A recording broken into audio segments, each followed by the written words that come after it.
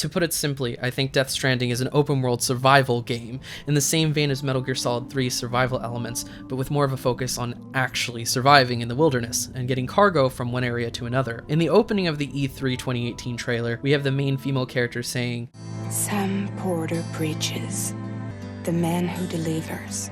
And he goes on to say, "I make deliveries." In an article posted on PlayStation Blog, Kojima says, and I quote, "Sam is not a typical hero. He is a working man of sorts, a hands-on professional, someone with a skill set akin to a blue-collar worker. It's simple. He delivers shit. That's your objective, and he clearly says it out loud. I doubt Sam even cares why he's doing it, just as long as he's doing what he does best." Kojima is an avid film fan, and I think this trailer is meant to show us how Death Stranding will play, rather than explain it to us directly, Todd Howard style. Here's a quote from Kojima regarding the new footage. For this trailer, we're showing quite a bit of gameplay, although the camera angle is altered in some spots. The first half, and the last sequence in particular, are the most representative of the actual gameplay. The trailer shows us exploration, staying in shelter during timefall, which we know ages you rapidly as seen in this shot with his hand wrinkling as he's exposed to a drop. You consume insects, implied to keep you young and evade the timefall. You keep your body well maintained, maybe in a system that is reminiscent of MGS3. You use ropes and bridges to get from one place to another, and when necessary, use guns to defend yourself. These, I think, are the core mechanics Kojima is trying to demonstrate in this trailer. When you start to think about it in the context of the game being about primordial men, it begins to fit together. The stick is the first tool that mankind created to put distance between himself and bad things to protect himself. The second tool mankind created is a rope. A rope is a tool used to secure things that are important to you. Most of your tools in action games are sticks. You punch, or you shoot, or you kick. The communication is always through these sticks. I want people to be connected not through sticks, but through what would be the equivalent of ropes. Kojima refers to stick and rope as being the first and second tools created by mankind, and I think the experience Death Stranding will give us is one of being a nomad in the wilderness, traversing harsh environments and terrains, using basic tools, evading your fellow man and beasts that lurk in the darkness. It's a recreation of what it's like before society. What will make this game unique compared to other open world games? I think this game's focus is about traversal rather than having that be a means to an end. For example, I wouldn't necessarily say Zelda Breath of the Wild is about traversal, but rather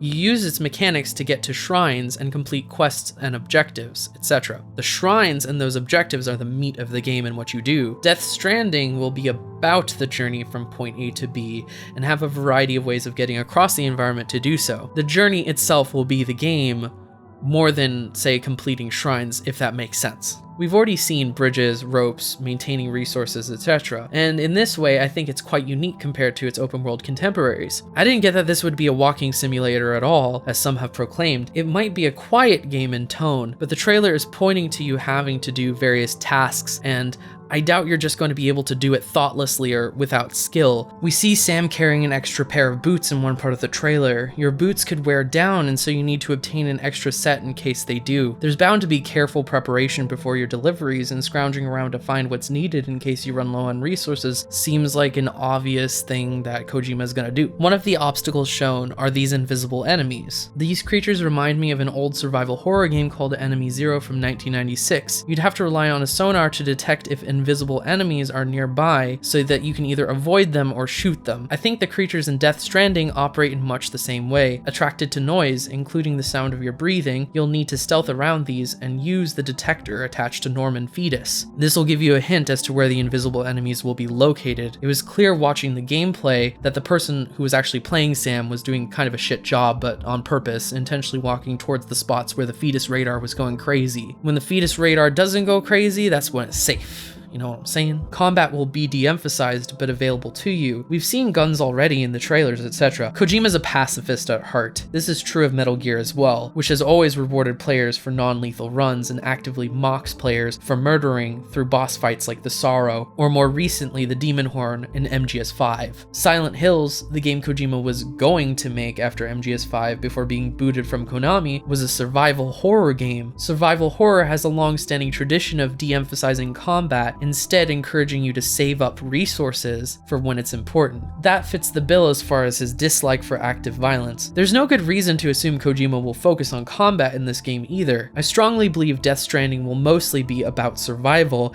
and give you firearms as a last resort rather than a first response. Kojima did say the game would be comparable in controls to something like Uncharted or The Division, so as far as ease of play, I think we'll be alright, okay? I'm shocked so many people have been so concerned with Death Stranding's gameplay mechanics as if that's been a weakness of Kojima's. One thing I could never accuse him of is making an unpolished game that isn't fun to play. Just some quick thoughts about dying in Death Stranding. It seems like when you die, you'll have to go into Waterworld over there, only to revive and find that the area you've been exploring is replaced with a crater. This phenomena is referred to as voiding in the newest trailer.